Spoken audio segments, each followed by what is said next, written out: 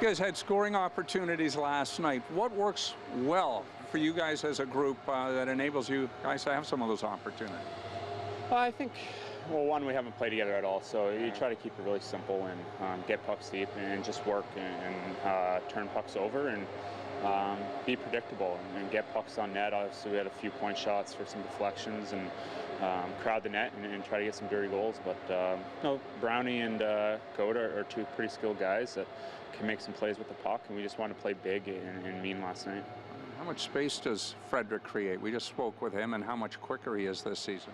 Yeah, he does. He creates a lot of space, and obviously I didn't know much about him, but I know he was a high draft pick from a few years back and has a lot of skill for a big guy. So great on faceoffs, plays big, and obviously opens up a lot of space for a guy like Brownie, who's got a lot of speed and skill. So a couple big bodies on that line, and it worked well yesterday. Guys who play the way you do, and you had a chance at times to skate, well, last night obviously in the game, but with Leo Komarov, what's it like to have him as a teammate, and what was your perspective of him when he was on the other side? Yeah, he was a guy we're always very aware of. Pre-scouts, they always wanted me to be hard on him, I guess, and he's a physical guy, he's a hard-working guy, and obviously a very good player, so it's always nice to have guys like that in the lineup, and the more the merrier. He's a hard-working guy. He, plays the game the right way, and a very good leader for this team. Got to spend a little bit of time here now, Matt. Are you starting to feel some of that chemistry developing with some of your potential line mates?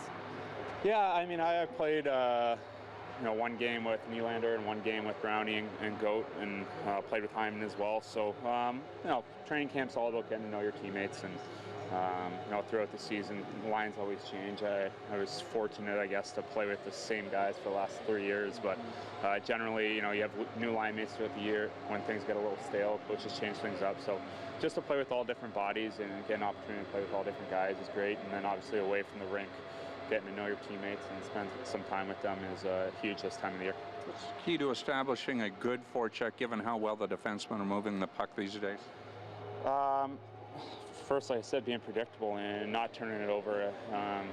Blue lines are so important in this league. When you turn pucks over in the neutral zone, it's hard to recover from things like that. And that was obviously a big emphasis today in meetings. And we didn't take care of the puck great last night, but when we got it deep and wore their D down, we were able to create opportunities and create extended shifts and long shifts for their team. And when you're tired, it's hard to play against fresh legs and play against guys that want to make plays, and it opens up a lot. So really just about taking care of the puck and getting in hard on the forecheck when you can.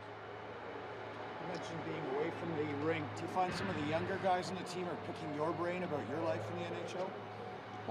A little bit, but I spent a lot of time with a lot of the young guys early on here, and they're great kids. They're a lot of energy, makes you excited to come to the rink every day, and a lot of talent as well. And these guys are young, but they're very experienced. A guy like Matthews, Nylander, they've played some pretty important hockey.